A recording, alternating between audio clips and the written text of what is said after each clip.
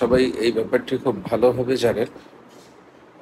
উপস্থাপনার দায়িত্বটা বেশ কঠিন। যে কোনো উপস্থাপনাই খুব কঠিন, কিন্তু সেটা খুব সহজেও আয়ত্ত করা যায়। আর আয়ত্ত করার ক্ষেত্রে কিছু জিনিস খুবই গুরুত্বপূর্ণ। তার মধ্যে অন্যতম হচ্ছে উচ্চারণ।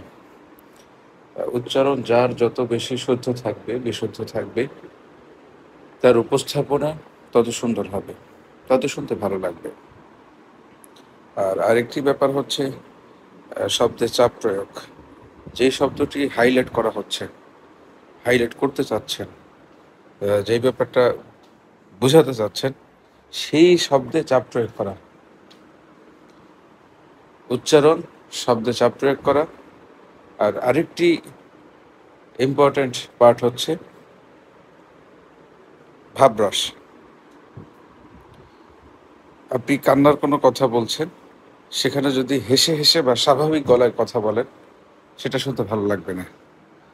আবার ধমকের স্বরে কিছু বলতে যাচ্ছেন, সেখানে সেভাবেই আপনার কণ্ঠকে ব্যবহার করতে হবে। এই ৩ টা ব্যাপার যদি আপনি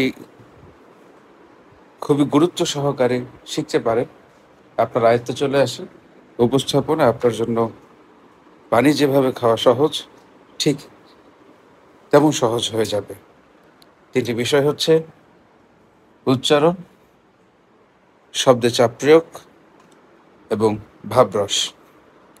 আশা করি ব্যাপারটি বোঝাতে সক্ষম হয়েছি এবং আপনারাও বুঝতে সক্ষম হয়েছেন।